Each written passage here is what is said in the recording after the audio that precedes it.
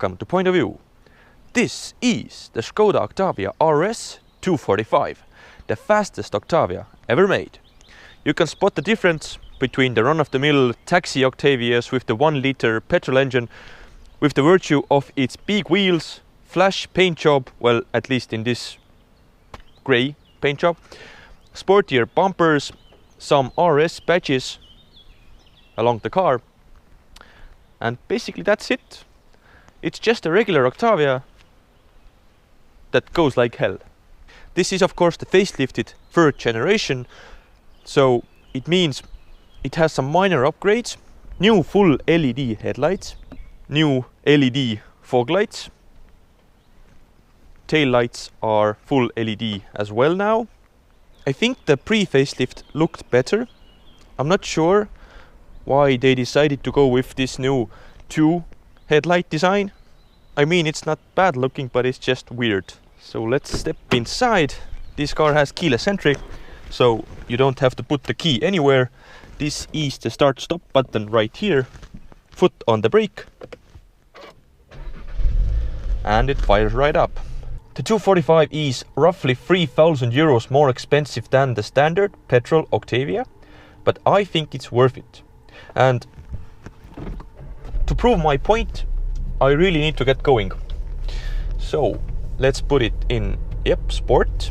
It was in sport already. Let's put it in manual mode. You can hear the sound, eh?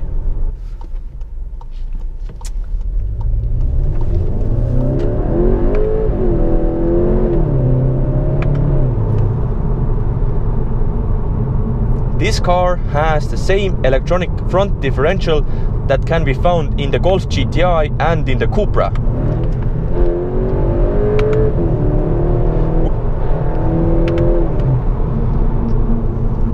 This means that roundabouts, second gear turns are no longer a problem. The differential makes a big difference in how the car behaves, reacts. Yeah, sure, you can't launch it in the same way as you do a 4-wheel drive car, but the front wheel drive makes it more engaging anyway. The front differential really makes a big difference, and you cannot opt that for the regular petrol RS. This is only for the 245. Plus, if you get the 245, you get lots of kit as standard that you wouldn't in the standard version. So what do you get? You get dimming mirrors, you get Alcantara seating, you get 19-inch alloys, you get the drive mode selection, you get parking assist front and back, and I'm guessing something more, but add all those things up, it's something like 2,000 euros or a bit more. The Alcantara interior is definitely on my wish list if I buy this car myself. And come on, parking sensors, they're kind of necessary anyway. So 1,000 euros to get the front differential, a bit more horsepower, and when comes resale time, the car will be worth more. So it's basically a no-brainer for me. Do you feel the horsepower gap between the standard RS and the 245? You really do not.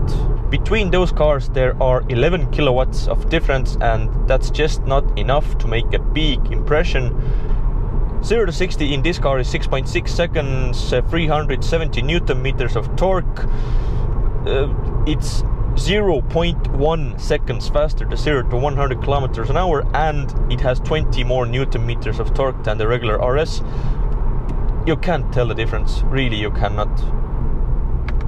Change down, third, second, first, and this is where the differential comes in.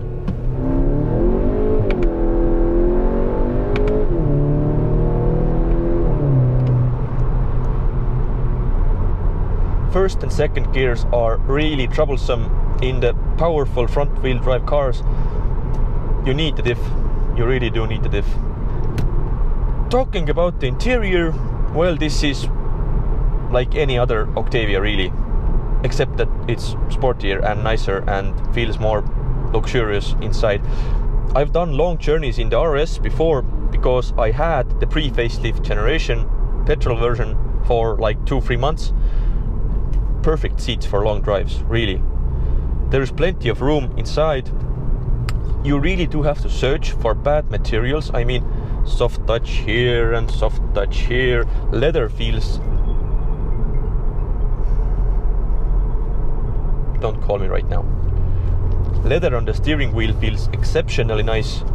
Perforated on the sides, and down here you have this Lambo style cutout. The only pieces I found that were, let's say, below the average of this car is right here. If anything, since the pre-facelift, it has gotten even better on the inside, except the big navigation screen. I am not a fan of the big screen. This is the biggest navigation screen you can get, 9.2 inches. And first of all, it is still quite laggy. I mean, if you come from an iPhone, it's just not as good. And if it's not as good in this day and age, in 2018, what will it be in 2-3 years time? It's just not worth the extra money. What I would do is get the standard 8-inch screen, which also has volume knobs. Whoever thought that volume buttons was a good idea? I don't know. And yes, some of you might say, but there are buttons on the steering wheel. Yeah, but I like to turn the volume up and down with this button here sometimes as well. And so does the passenger. So it's just stupid. Stupid. Save some money and get the standard screen. It's just not worth the upgrade. And you have navigation on your phones anyway, people. Why pay, like, I think it was under 2,000 euros, but really it's a lot of money. And the money you save on the navigation, add the Canton sound system, it makes a hell of a difference. The sound is crisp, clear, the bass is really nice. It's comparable to really high-end audio systems offered by BMW and Audi. It's really worth it. And since you have some money left from the navigation you didn't order, get some safety equipment, adaptive cruise control, maybe some blind assist. Most of the stuff you need and want is standard on the RS. You don't need much more. They are just sort of nice to have options. And if you find yourself going through the options as I did, I think I added roughly 3,000 euros because I wanted the keyless entry, I wanted the electric boot, I wanted the safety equipment, and so on, so on. So the price went up really quickly. Try to not option this car out fully. It's just not worth it. You will lose on the options, because in the second-hand car market, the RS really holds its value quite well. But if you add a ton of options, you'll just lose money on all of those. I just figured out that I haven't done a launch control start for you guys. So, how to launch a Skoda Octavia RS 245. Turn off the traction control. Put the VRS mode in Sport. Gearbox in Sport. Turn off the auto start stop because it is silly anyway. Left foot on the brake, right on the gas. Floor it and let's see what happens.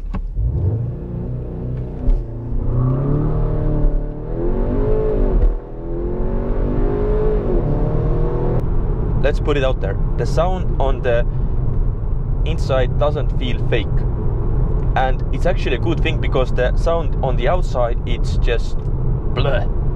There's nothing. I mean, put a exhaust on the sporty car, come on. In the Cupra you have pops and bangs. Even in the GTI you have a nice DSG fart. I'm not even gonna talk about the Focus RS, which pops and bangs in any gear, any rev. This is just muted compared to those cars. So let's take a quick look at the boot. As you can tell, this is not a regular sedan. It has a bigger opening like a hatchback. The boot is really big compared to any other hatchback. This is like a estate car. Actually, if I had to buy this car myself, I think the estate version would be the choice for me. In sedan form it looks nice, but in estate form it just looks so much better. Jump in the rear and you can immediately tell the legroom is just stupidly good. Soft touch materials, really nice and really soft handrest, by the way. Just look at it, the bolstering, really nice. Black headlining makes it so much sportier, and so does the seats. And the interior as a whole, due to the fact that it has red stitching on the seats and Alcantara plus leather, it looks nice. Piano black inserts, which are fake obviously, but they still look nice. This car doesn't look that bland. I mean, in the Cupra it doesn't feel that special, but the red stitching makes the difference. So, the Skoda Octavia RS 245. What do I think of it? If you want a sporty Octavia, the 245 is a no-brainer, absolutely no question. You want the equipment anyway, just pay some extra for the electronic slip diff. It's worth it, and you'll get more back when comes selling time. The price point isn't that bad either. For 30,000 euros you get a car that is basically everything you will ever need. Really, you can't ask for more. You have so much equipment, you have all the safety stuff, you have a comfortable driving position, you have the sportiness. What more can you ask for? Thank you for watching.